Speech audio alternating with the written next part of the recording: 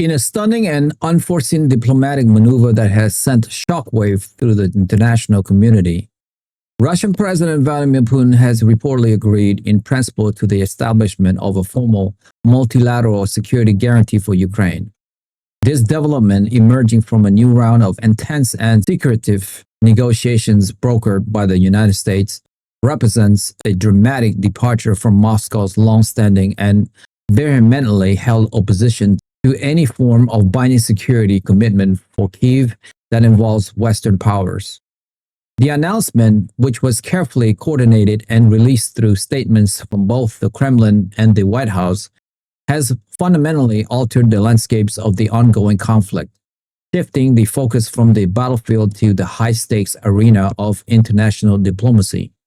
The agreement from President Putin, however, is not an unconditional concession.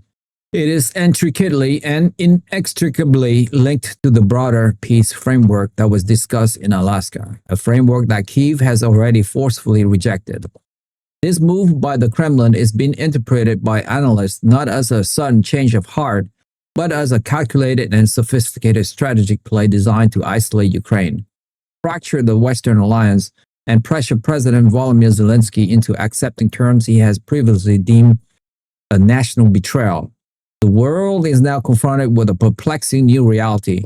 The primary aggressor in the conflict is offering to become a guarantor of its victims' security, a paradoxical situation that is fraught with peril and opportunity in equal measure. The specifics of the proposed security guarantee, as pieced together from diplomatic briefings and official statements, reveal a complex and deliberately ambiguous architecture. The model is not a straightforward replication of NATO's Article 5, which promises an automatic and collective military response. Instead, it is a bespoke arrangement that reflects a tense compromise between Russian demands and American proposal. The proposed guarantors would include the 5 permanent members of the United Nations Security Council, which are the United States, Russia, China, the United Kingdom, and France, along with all the major powers such as Germany and Italy. The inclusion of Russia and China, 2 powers that have often challenged the United States on the world stage, is a key Russian condition, intended to dilute the influence of the Western Bloc within the guarantor group and provide Moscow with significant leverage in any future crisis. The activation clause for the guarantee is a major point of contention and a source of deep skepticism in Kyiv. The commitment would be triggered in the event of a future unprovoked armed attack on Ukraine. However, the mechanism for determining what constitutes an unprovoked attack would require consultation and a degree of consensus among the guarantor nations.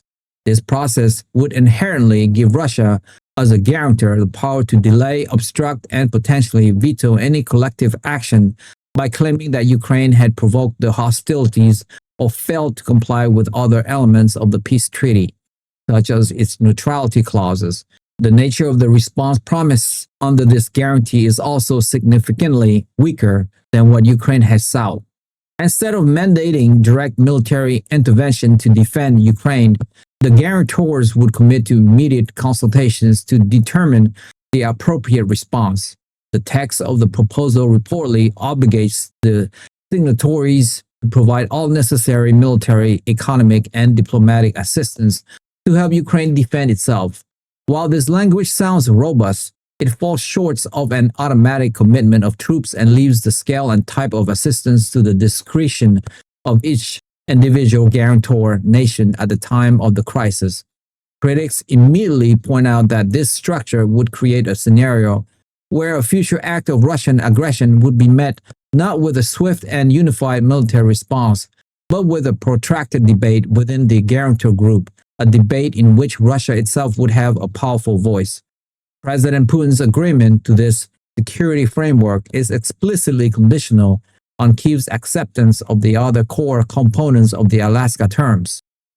This means the guarantee would only come into effect if Ukraine agrees to cede the Donbas and Crimea to Russia, enshrines permanent neutrality in its constitution, and accepts strict limitations on the size and the capabilities of its military.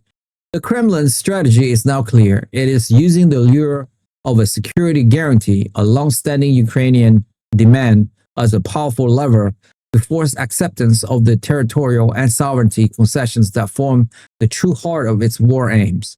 From the perspective of the Trump administration, this development is being held as a monumental diplomatic triumph. President Donald Trump immediately took to social media to declare that his unique approach to personal diplomacy and his tough negotiating stance has achieved a historic breakthrough that had eluded his predecessors for decades. He presented President Putin's agreement as a direct result of the respect the Russian leader has for him, framing it as a major step toward ending a costly and dangerous war.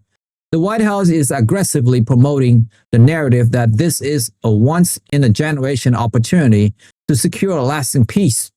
Secretary of State Marco Rubio has been tasked with the critical mission of selling this new deal to a skeptical world, particularly to the Ukrainian and their European allies. In his public statements and private diplomatic engagements, Secretary Rubio has argued that the United States has delivered on its promise to secure Ukraine's future.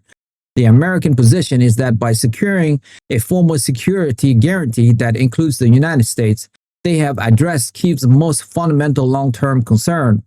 The implicit and increasingly explicit message from Washington to Kyiv is that now is the time for Ukraine to demonstrate flexibility. The administration is arguing that with its security theoretically assured by the world's greatest power, Ukraine must be prepared to make difficult but necessary compromise on territory and its geopolitical orientation. The pressure on President Zelensky from Washington has intensified exponentially, transforming the dynamic of the alliance from one of simple support to one of conditional and highly transactional diplomacy. The strategic calculus behind President Putin's decision is multifaceted and aimed at achieving several key objectives simultaneously. The primary goal is to drive a wedge between Ukraine and its most powerful backers by appearing to make a significant concession on the issue of security guarantees. Putin's aim to reframe the entire diplomatic narrative. If Kyiv continues to refuse the deal, Moscow can portray the Ukrainian government as the intransigent party, the obstacles to peace. This narrative allows Russia to argue that it has made a reasonable offer, one that even includes American participation in guaranteeing Ukraine's safety, and that Kyiv's rejection is proof that its true goal is not peace, but the perpetual continuation of the war at the behest of external force. This strategy is designed to erode international support for Ukraine and create Ukraine fatigue among Western populations and political establishment. Secondly, the guarantee that Putin has agreed to is one that he likely perceives as fundamentally hollow. He is banking on the built-in procedural hurdle, the requirement for consensus among ideologically opposed guarantors, and Russia's own role as a participant to render the mechanism ineffective in practice. It is a promise of security designed to be unenforceable against its own signatory. For Putin, it is a low-risk gamble that offers a high reward. The chance to legitimize Russia's territorial acquisition and neutralize Ukraine as a future military threat, all under the guise of a grand peace settlement. The reaction from Kyiv to this startling news has been one of extreme caution and profound suspicion. While there has been no official outright rejection, the initial statement from President Zelensky's office have been laden with skepticism. Ukrainian officials have publicly stated that they are studying the details of the proposal, but they have also immediately highlighted the fundamental contradiction of having the aggressor state act as a guarantor of peace. A senior advisor to President Zelensky described it as asking an arsonist to join the fire brigade that is supposed to guard your house. Kyiv is demanding absolute clarity on the fine print, particularly on the activation mechanisms and the precise nature of the obligations of the guarantor states.